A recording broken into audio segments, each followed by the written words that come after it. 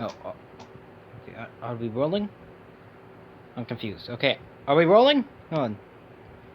Okay, we're rolling. Okay, welcome back, everybody. And today, well, we're reacting to part 2 of World War I Oversimplified. Anyway, let's get into it.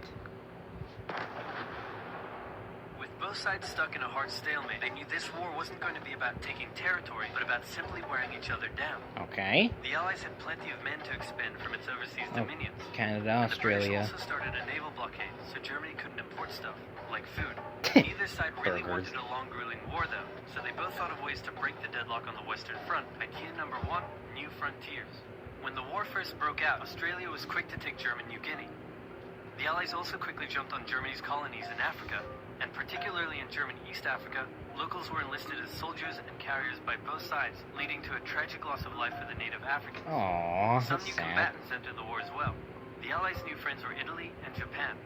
Japan was busy building itself an empire, so it was more than happy to take away German islands and colonies in East Asia. Italy actually had an alliance with Germany and Austria-Hungary before the war. It's Italy, my home country. Relations, and then the Allies promising to give them some of Austria-Hungary's stuff, they switched sides. Italy opened up a front in the mountains here, but like everyone else, they were stuck in stalemate for most of the war. Oh. The Central Powers' new friend was a struggling empire in the Middle East. The Ottoman Empire. The Ottoman were divided on war. Nay, war. Or not, since they had been exhausted by the recent Balkan Wars. They got their butts Some kicked. of the politicians who did want to join went off on their own and fired some shells at Russia.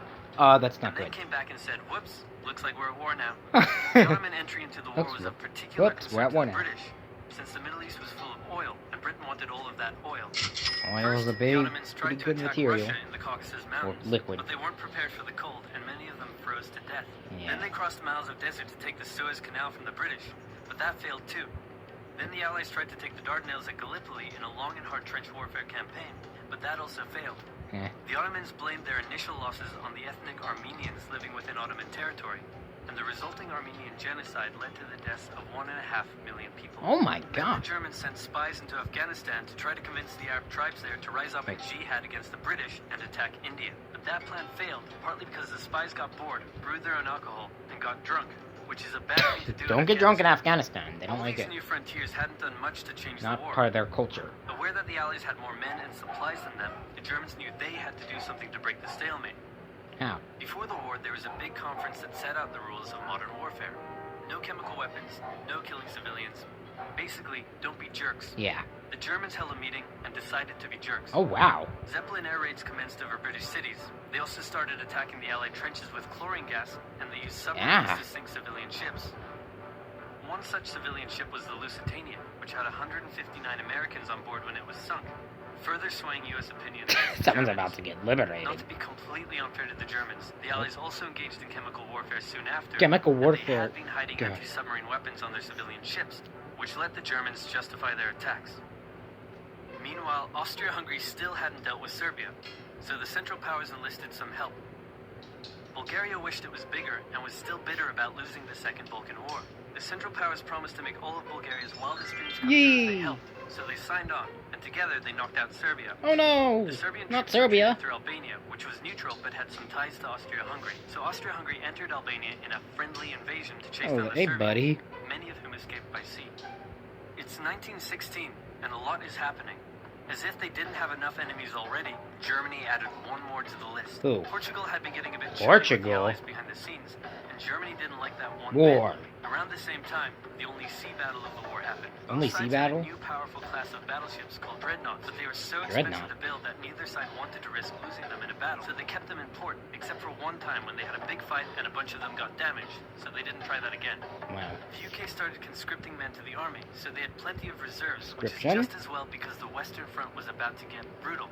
The longest and one of the bloodiest battles of the war started when the Germans launched an attack around the French city of Verdun. The French defended it desperately. Come on, France, you can do it. Casualties. Under pressure, the French called on its allies to do something to draw the Germans' attention away. So the British started their own long and brutal fight, the Battle of the Somme, with 60,000 British casualties on just the first day. Wow! It was also here that the British first used tank. a crazy brand new piece of sci-fi technology. Yep, a tank, I knew it. The Russians had been getting pushed back further and further into their own territory. Oh no. But in response to the French call for help, they began a huge offensive, and did really well until they ran out of supplies and got stuck. Seeing how Wow, the that's a Russians lot had of been stalemate. doing, Romania decided now would be a great time to jump in and win the war. And then they got pounded. Heh. The Greeks were fighting amongst themselves about whether to join the war or not. The king liked the Central Powers, while the Prime Minister What? wanted to join the Allies. Join the Allies, After just a do it. brief national schism, during which the country split into two, the king finally abdicated and the country reunited. Good.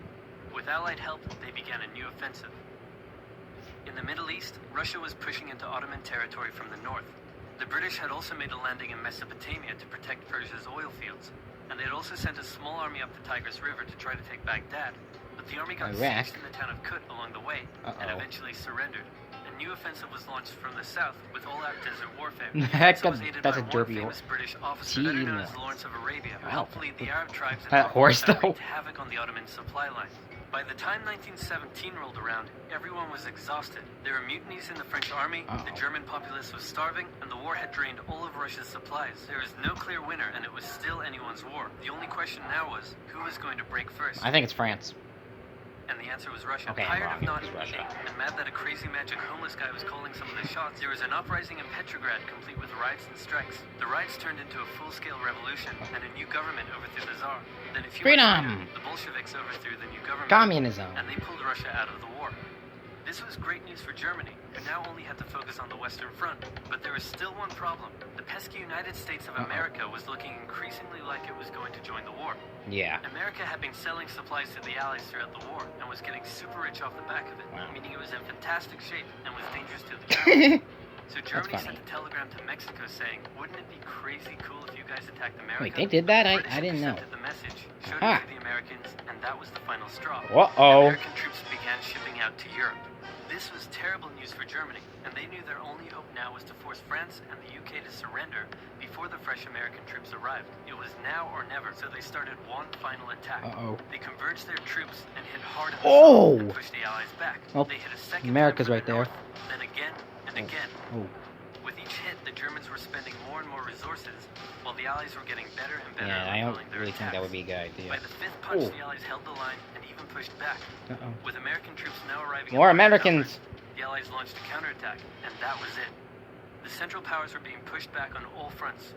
Bulgaria collapsed first, followed by the Ottoman Empire, then Austria-Hungary, and finally on November 11th, 1918, at 11 o'clock, Germany surrendered.